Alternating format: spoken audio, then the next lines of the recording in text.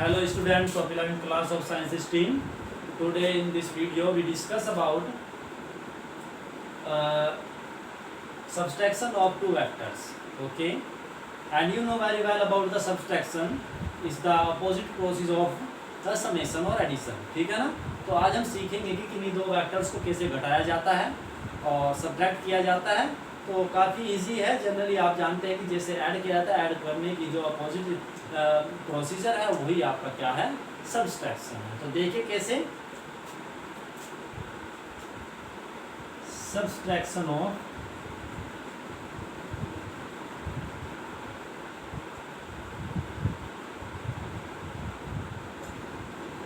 Two vectors. देखिए method की यदि बात की जाए तो मेथड सेम वही है जो आपको एडिशन के कराए गए थे। ट्रायंगल मेथड है आपका, पैरेललोग्राम मेथड है और पॉलीगन मेथड है। ठीक है ना। तो अब मैं जनरली उस तरीके से ना करा कर आपको वैसे ही कराता हूँ सिंपली। तो ये मानकर चलिए फिर भी आपको मैं उसे रिलेट करूँगा कि कैसे एडिशन की हेल्प से आप इन्हें फाइंड कर सकते हैं। देखिए आपको क्लियर हो जाएगा। सपोज कर लीजिए कि आपके पास टू वेक्टर्स है। This is vector A and this is vector B. Clear है ना। अब आप जरा यहाँ पर देखिए, आपको पहले से बता दिया गया है, वही कंसेप्ट आपको दोबारा से यूज करना है। अब आप बात करिए कि यदि आपको एडिशन करना हो तो आप ये लोगे वेक्टर ए ट्रायंगुलर मेथड में, और जो सेकंड वेक्टर बी है उसे आप यहाँ से स्टार्ट करोगे। क्लियर है ना। अब आप एक काम कीजिए, ये वेक्टर बी हुआ ना। अब आपको चाहिए क्या, आपको कैलकुलेट करना है a माइनस बी। आपको a में से b को सब्ट्रैक्ट करना है। तो उसके लिए हम क्या करेंगे, जरा देखिए कि आपको क्या करना है, फाइंड आउट करना है वेक्टर a माइनस बी। ये वैल्यू आपको फाइंड आउट करनी है। अब हम इसे कैसे लिख सकते हैं, आप देखिए जरा यहाँ पर वेक्टर a, इसे मैं लिख सकता हूँ प्लस माइनस वेक्टर बी। यानी कि हम ये कह सकते हैं कि ये दो वेक्टर्स का समेशन है, वेक्टर ए और वेक्टर माइनस बी। क्लियर है ना। तो अब आप बताइए यदि ये वेक्टर ए है और ये वेक्टर बी है तो वेक्टर माइनस बी क्या होगा। और निगेटिव साइन से आपको पता है कि इसकी डायरेक्शन क्या हो जाती है, चेंज हो जाती है। तो इसी लेंथ का एक एरो हम जस्ट इसके अपोजिट डायरेक्शन में यहाँ पर ड्रॉ करेंगे। तो ये आपका हो गया माइनस के वेक्टर बी। और आपको पता है कि यदि इनिशियल पॉइंट को फाइनल पॉइंट से मिला दिया जाए तो आपका ये जो एरो मिलता है या साइड मिलती है, ये क्या को रिप्रेजेंट करती है, रिजल्टेंट वेक्टर को रिप्रेजेंट करती है। ठीक है ना।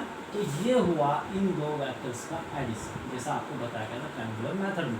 तो ये हो गया आपका वेक्टर ए और ये बन गया प्लस माइनस वेक्टर बी। तो देखिए सिर्फ आपको करना क्या है कि ये प्रोसीजर यूज करना है, अदरवाइज आपका सेम मेथड वही है जो आपने क्या किया था, एडिशन में किया था। आई थिंक आप लोगों को ये क्लियर हो गया होगा। ये तो हो गया ज्योमेट्रिकल मेथड। ये क्या हो गया आपका, जियोमेट्रिकल मेथड।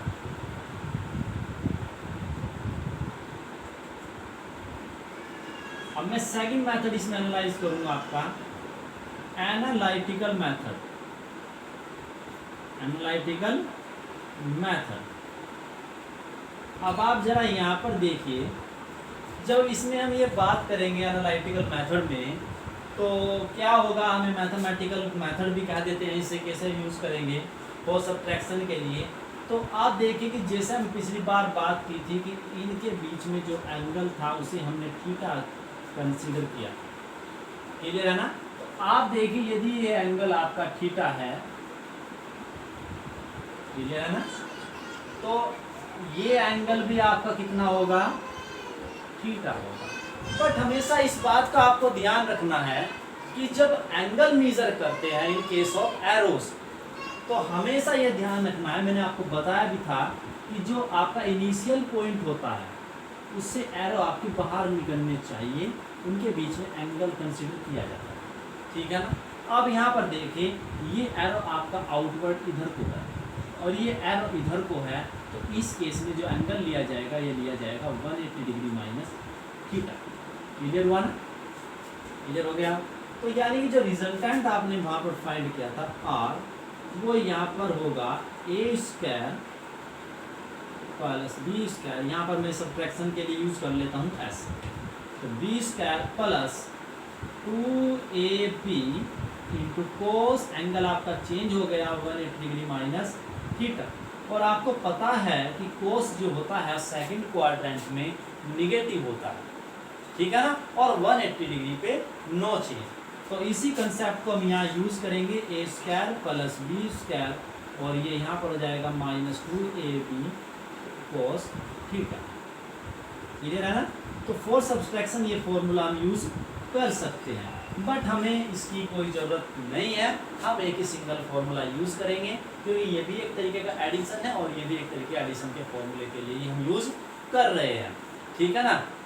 तो इस कंडीशन में हम क्या करेंगे कि जो आपका जनरल फॉर्मूला था मैथमेटिकल एनालिसिस का, वेक्टर एडिशन का, तो उसी को हम एनालाइज करेंगे डिफरेंट केसेस में। तो देखिए कैसे, तो जरा यूज़ कर लेते हैं, कैसे देखिए आपको पता चल जाएगा।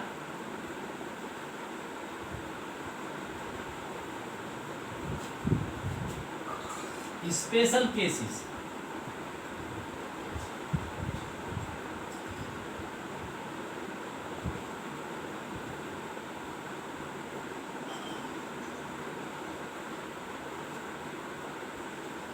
चलिए case first, if any two vectors,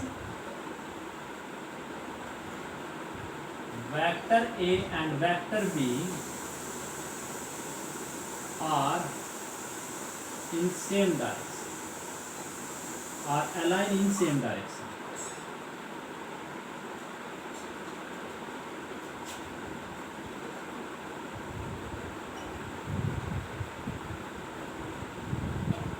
that is like this।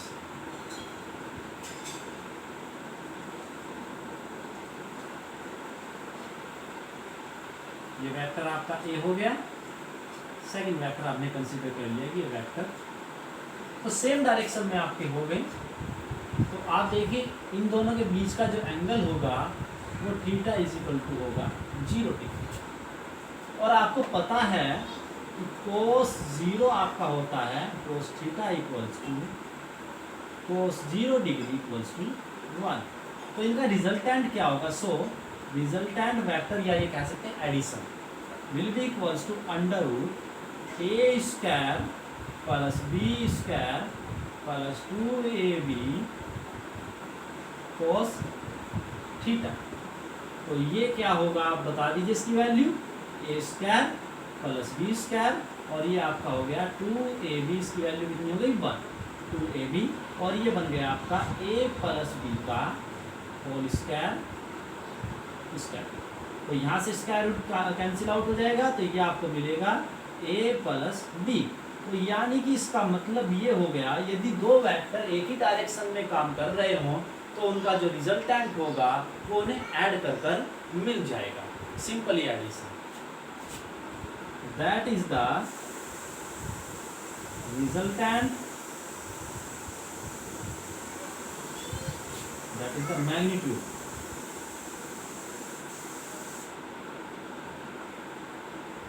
of the resultant vector of any two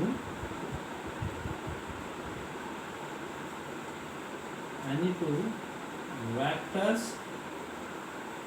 which are aligned directed, या जैसे कहते हैं which are parallel to, sorry which are directed in same direction.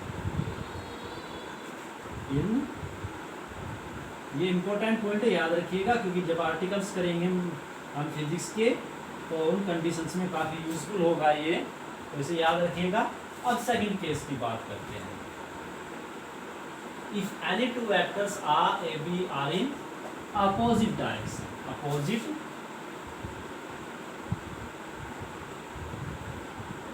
Direction. तब क्या होगा, जो आपका ये एंगल है, नोट कर लीजिएगा इसे। अब आपके जो वेक्टर्स है में आपके अपोजिट डायरेक्शन में, सपोज कर लिए कोई ऑब्जेक्ट है, इस पर एक वेक्टर इधर की ओर है और एक वेक्टर आपका इधर की ओर। ये एरो स्मॉल इसलिए लिया है कि ये वेक्टर बी ए से क्या है, लेस है। तो आप देखिए वेक्टर ए से चलिए और वेक्टर बी पर जब जाएंगे तो एंगल फॉर्म होगा 180 डिग्री। क्लियर है ना। चलिए, तो अब इसका जो रिजल्टेंट होगा r equals to under root A square plus B square plus 2ab cos theta. And theta की वैल्यू आपकी a square plus B square plus 2ab cos 180 degree. और ये आपका हो गया a square plus B square. और आपको पता है कि cos 180 डिग्री की वैल्यू कितनी होती है, cos 180 degree is equal to होता है आपका -1। तो यहाँ पर ये आ जाएगा माइनस, और यहाँ पर ये बनेगा आपका a माइनस बी का होल स्क्वायर। देखिए a शुरू में इसलिए लिया है क्योंकि a ग्रेटर देन है b से, तो यहाँ से होल स्क्वायर कैंसिल आउट हो जाएगा बाय द स्क्वायर रूट। तो this will be equal to minus a minus b। तो ये आपका रिजल्टेंट आपको मिल जाएगा। तो यहाँ पर हम ये कह सकते हैं कि यदि आपके टू वेक्टर्स अपोजिट डायरेक्शन में हो तो उस कंडीशन में जो उनका रिजल्टेंट है या एडिशन है उन्हें सब्ट्रैक्ट करके मिलता है। देखिए यहाँ पर ऑटोमेटिक नेगेटिव साइन है ना, क्योंकि एक तरीके का सब्सट्रैक्शन है। तो आप ये भूल जाइए कि वेक्टर्स का आपको ऐड करना है या सब्ट्रैक्शन करना है। एनालिटिक मेथड में आप एंगल को कंसीडर कीजिए तो आपको ऑटोमेटिकली आंसर सही मिलेगा। ठीक है, तो रिजल्टेंट की बात हम यहाँ पर करते हैं, चाहे वो एडिशन हो और चाहे वो सब्ट्रैक्शन हो, और आज ये कंडीशन में वैलिड है। ठीक है, अब आगे चलते हैं थोड़ा सा। इफ केस थर्ड कंसीडर कर लेते हैं। इफ एनी टू वेक्टर्स, देखिए मोर देन टू वेक्टर्स के लिए भी आप कंडीशन अप्लाई कर सकते हैं, बट वो थोड़ा सा कॉम्प्लिकेटेड केस है, वो अभी आपको नहीं बताया जाएगा, वो आपका मैथमेटिक्स का पार्ट हो जाता है। तो जब आप कंपटीशन लेवल पर आगे जाओगे तो वहाँ पर आपको बताया जाएगा। ठीक है ना, क्योंकि मैथमेटिक्स में तो ये पार्ट आपका हट चुका है। If any two vectors, vector A and vector B are perpendicular to each other.